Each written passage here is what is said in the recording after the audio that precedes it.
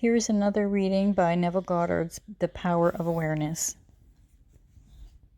Experiments recently conducted by Merle Lawrence of Princeton and Adelbert Ames Jr. of Dartmouth in the latter's psychology laboratory at Hanover prove that what you see when you look at something depends not so much on what is there as on the assumption you make when you look.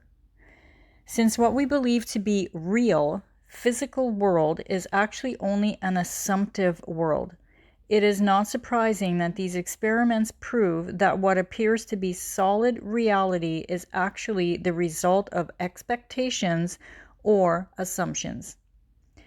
Your assumptions determine not only what you see, but also what you do, for they govern all your conscious and subconscious movements towards the fulfillment of themselves.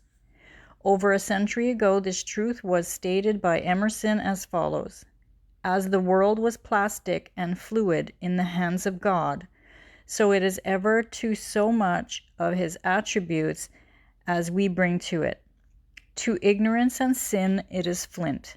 They adapt themselves to it as they may, but in proportion as a man has everything in him divine, the firmament flows before him and takes his signet as form.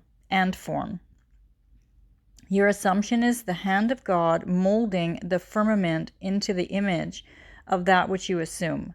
The assumption of the wish fulfilled is the high tide which lifts you easily off the bar of the senses where you have so long lain stranded.